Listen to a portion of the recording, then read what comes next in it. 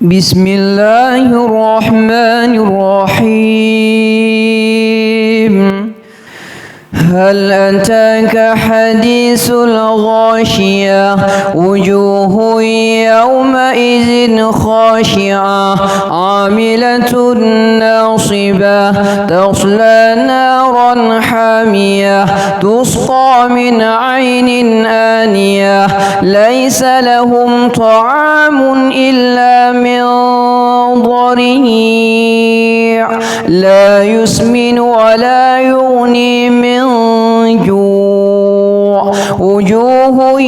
يومئذ ناعمة لسعيها راضية في جنة عالية لا تسمع فيها لاغية فيها عين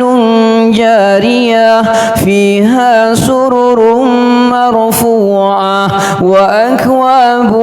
موضوعة ونمارق مصفوفة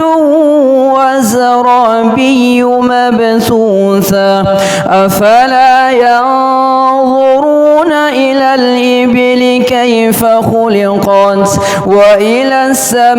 السماء كيف رفعت وإلى الجبال كيف نصبت وإلى الأرض كيف سطحت فذكر إنما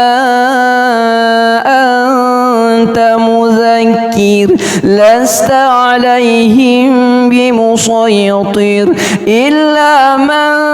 تولى وكفر فيعذبه الله العذاب الأكبر إن إلينا إيابهم ثم إن علينا حسابهم.